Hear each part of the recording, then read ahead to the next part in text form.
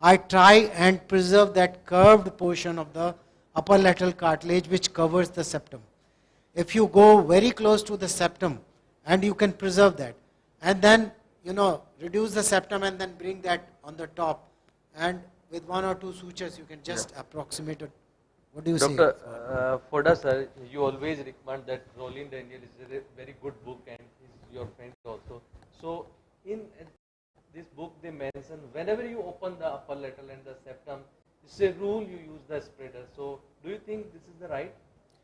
Actually, rules change with time. Yeah. So I use spreaders in less than 20% of my cases, not more than 20%. So it's not routine in my hands. And as a matter of fact, I use them more in crooked noses, not after hump resection. So it's not a routine after hump resection. So in Indian scenario, what is your status? In Indian scenario, especially for, as I already mentioned that I generally use spreader grafts only when the reduction is more than 2 millimeters. Okay. In crooked noses, it's definitely prudent to use spreader grafts, and those are the maximum number of cases that we do. Especially for augmentation rhinoplasty, if you suture, if you separate the upper lateral cartilages for harvesting the septum, in those cases, it's nowadays rather than taking a mattress suture, we take a running suture that will actually open up the nasal valve to some extent. So definitely for augmentation, when you are already short of graft material, it's not advisable to use spreader grafts. But of course, yes, means if the reduction is more than 2 millimeters in those cases, and in crooked noses, we generally use spreader grafts. So definitely it's an important message that these are the different indications of the graft, and it's not necessary whenever we separate the upper lateral and septum in Indian scenario, then in every case, because in the so many meetings there is a message, then whenever you separate the upper lateral and the septum, then you use the spreader grafts. So you always use the spreader graft whenever you have the indication. So these are the different indication of the spreader graft. And when we use the open approach is preferred approach for the correction of the deviated nose. All deviated structures should be widely released to allow the replacement in correct anatomical positions, and the intrinsic and the extrinsic deformity forces must be completely released to achieve adequate correction. Straightening of the septum is the key to achieving good functional and aesthetic results. And like for the tip modification, this is the last slide. For the tip modifications, Dr. Lokesh, what is your experience for the using the columella strut versus the septal extension graft? So both these have different indications. If the septum is central, and it is not causing any, and then if you are not using this for pushing the columella which is retruded, I think septal extension graft plays great role if you want to modify the tip on the septum.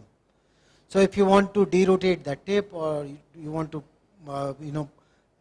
rotate the tip, derotate the tip, push it high, push it low, I think septal extension graft works very well. Okay. Because it provides a solid base for your tip. Using tip support alone, if there is no support and you want to have support only with the columnar strut, sometimes it can be tricky, because a columnar strut does not provide very strong support if the tip has tendency to droop and it has no other support structure. So I think indication wise you have to use whatever you want to use. Everything has separate indication. Dr. Kapil, what is your opinion for that? Either the septal extension graft or the columella strut? What frequently you use? Indications are definitely different. When you want to either lengthen the nose, or you want fixed support to the when support is not there.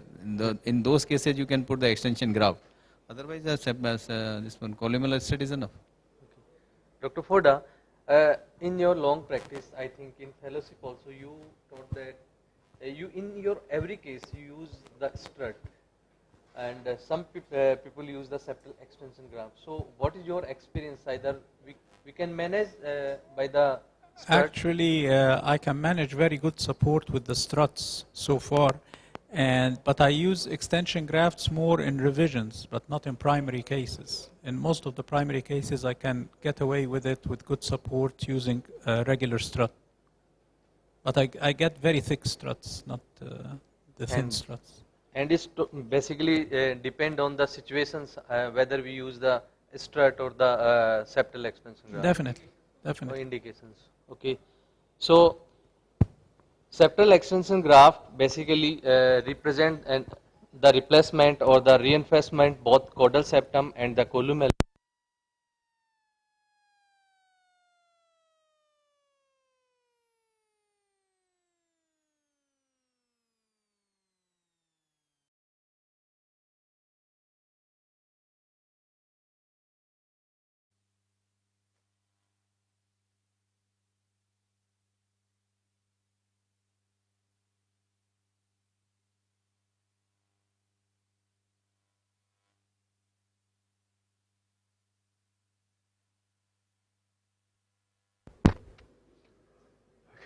Good afternoon, ladies and gentlemen, dear colleagues. Just some of my friends here asked me to share with you my own experience regarding the treatment of supratip deformity. It's very common in thick skin patients. Excuse me. That's common in our region and in your country, instead of the topic that you can see in the program. You know that supratip deformity or polybic deformity is this, just the convexity just in the supratip area that in some of the literatures you can see that as a polybic deformity. You know that after rhinoplasty operation, especially in the thick skin patients, we have a transient edema in the supratip area. I don't want to discuss regarding that transient edema. I want to discuss with you regarding the permanent deformity in the supratip area that needs some of time the revision surgery. What are the etiology for the supratip fullness or convexity after surgery? Maybe there is an excess of cartilage in the supratip area. This excess cartilage may belong to the dorsal septal cartilage, that during hump removal you didn't remove enough tissue of the dorsal part of the septum in the supratip area, or maybe due to the lower lateral cartilage. If there is excess tissue of the lateral cross of lower lateral cartilage, you can see some fullness in the supratip area. Or if you didn't correct the malposition of lower lateral cartilage, there may be another reason that you can see some supratip fullness and deformity. And on the other hand, if you lost the tip support mechanism, absolutely you can see that there is a illusion that you have a fullness in the supratip area. It's evident that if there is any of these reasons, the patients need revision surgery. But absolutely in these groups of patients, I recommend that you postpone your decision for at least 6 months after the operation. So we can tell to these groups of patients that they have cartilaginous polybic deformity, that all of them needs correction surgery. And you must address the deformity. On the other hand, that it's a very common in our region that we have thick skin. If we remove the excess cartilage in the supratip area, it's in the reverse pathology that you can see in the cartilaginous deformity. We can see just there is some fullness and deformity and in the supratip area. When you remove too much tissue, too much cartilage in the supratip area, we create for our patients a dead space there. In the dead space, there will be accumulation of the blood, and accumulation of blood, there will be creation of the fibrotic tissue. Deep fibrotic tissue will create in the supratip area, And this scenario and this pathophysiology is very, very common in the thick skin patients. As there is no excess cartilage and the etiology, the main etiology in excess of the soft tissue in the supratip area, we can categorize these groups of patients as soft tissue polypic deformity. There is a question. Is there any need for surgery for the soft tissue polypic deformity? You think that there is some excess and some fibrotic tissue in the supratip area, so the best way is a scar removal. I want to tell you that is a very bad idea regarding the scar removal and the surgery in the supratip area. Why? Because during surgery, you may damage the subdermal plexus. When you damage the subdermal plexus, there is the risk of the devascularization of dermis and necrosis of the skin in the supratip area. It's one issue. And another issue, if after surgery you remove the soft tissue from the supratip area, you create again for your patients a dead space. Again, accumulation of the blood, and again fibrosis and creation of fibrosis. So the pathology will return again and again. In these groups of patients, one of the best treatment modalities is the local steroid injection, both for the prevention and both for the treatment of this common deformity in the thick skin patient that I'm sure that it's very common in your region and it's very common in my clinic also. We know that with the injection of the steroid, we can decrease fibroblast proliferation, so we can decrease tissue fibrosis. And on the other hand, with the injection of the steroid, we can inhibit the collagenase inhibitors, so we can increase collagen degradation also. So by this, the second mechanism, there is a question that, for example, if the patient come to you after 1 year and you have some fullness in the supratip, the injection of the steroid will be useful or not, I can tell you that by the second mechanism, it will be useful. But you know that there is some risk of the injection of the steroid in the supratip area, such as not only in the supratip area, it's the same as you inject the steroid in the skin in any part of the tissue, in any part of the body. There is a risk of subcutaneous atrophy, risk of depigmentation, risk of the telangiectasia formation, risk of necrosis, absolutely, risk of ulceration, and there is a report in the literature that there is a irreversible blindness. But I want to tell you that in this case that they had the irreversible blindness, they injected just beside the medial contus, not in the supratip area. But anyway, there is some risk for the steroid injection in this area. According to my own experience, I will remove the tape and the cast after 1 week for all of my patients in my clinic, and I will evaluate all of them just after removal the tape and the cast and the splint, and then I will teach my patients to tape by themselves every day, to change by themselves every day. After 1 month, I will visit all of my patients by myself carefully in my office. If there is some swelling in the supratip area after 4 weeks, because when you remove the tape, the cast, there is some swelling in the supratip area, and this is a transient, and there is no any reason to treat that. I will evaluate them after 4 weeks of the removal of the cast, and then I will evaluate them. If there is swelling in the supratip area in these groups of patients, I decide to inject the steroid in the supratip area, and the preferred material is therium, sinolone, or kenolone. You know that these are the requirements for the injection in the supratip area. Triamcinolone vial or ampoule, a TB or insulin syringe, just either normal saline or 1% lidocaine for the dilution of the triamcinolone, because concentration of triamcinolone is very important. I want to emphasize some important things. Number one, the concentration of the triamcinolone that you will inject in the supratip area must be 10 milligram per ml.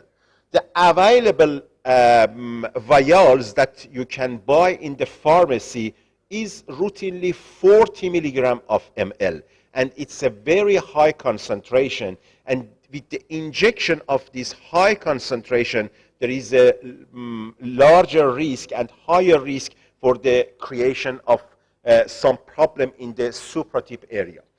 The best things that you can dilute it is either use of the normal saline or 1% lidocaine. So please dilute the triamcinolone with either normal saline or lidocaine to reach from 40 milligram per ml to 10 milligram per ml.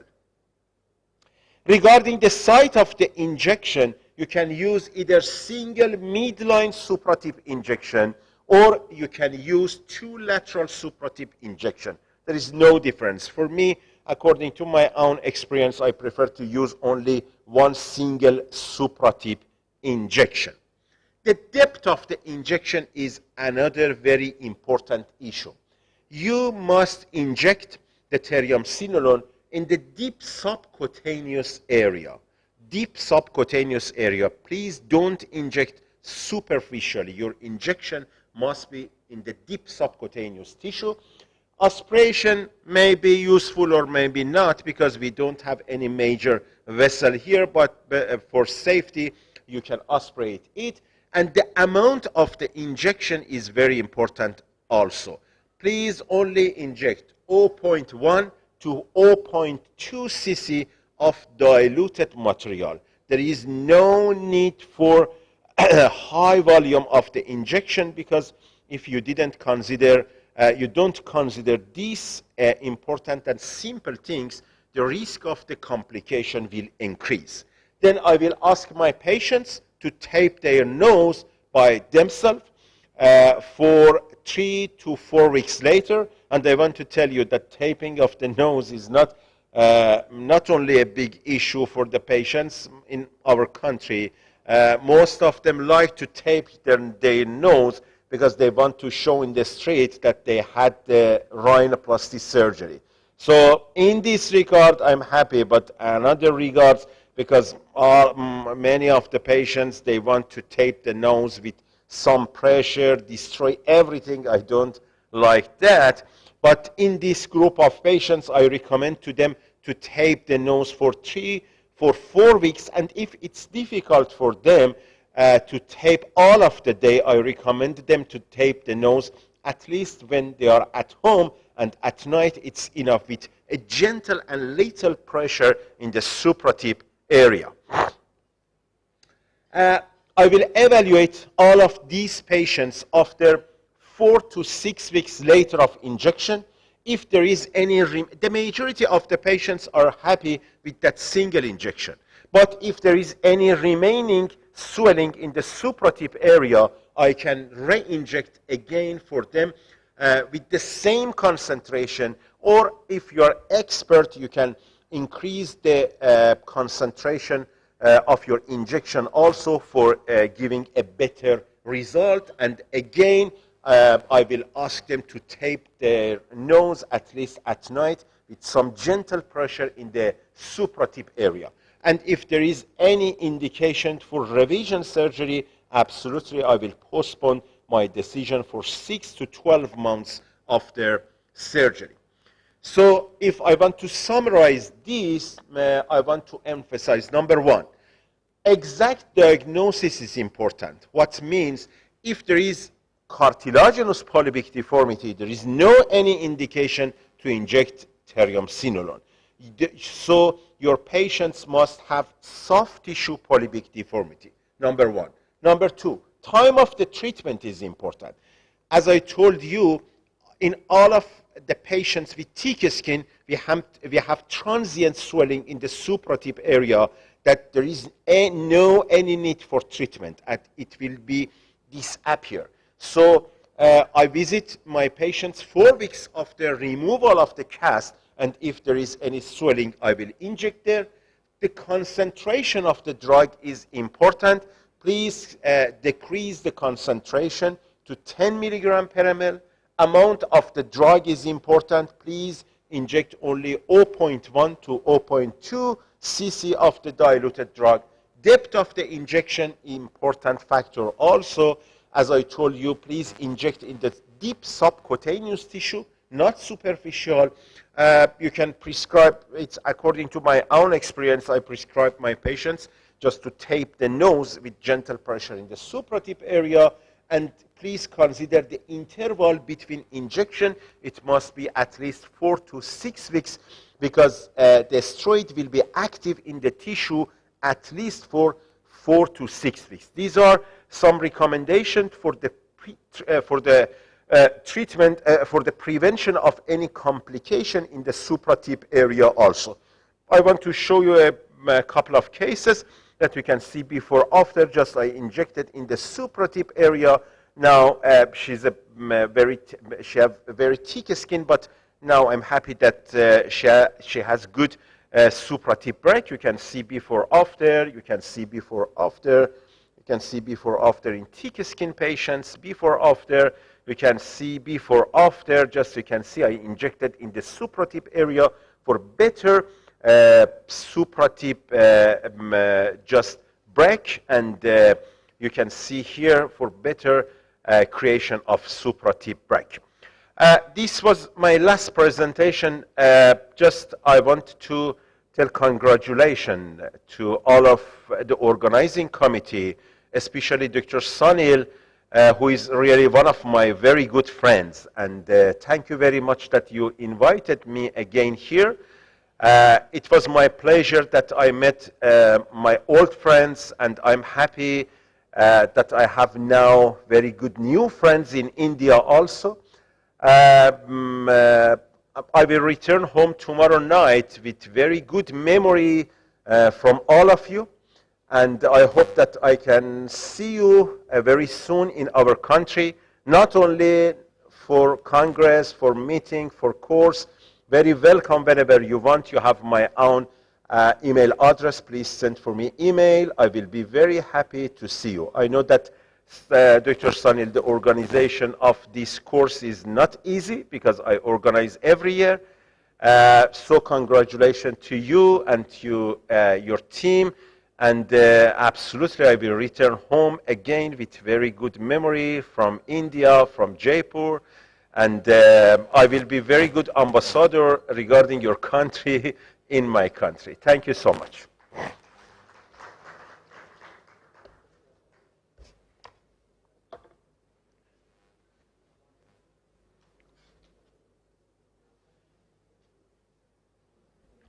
Thank you very much.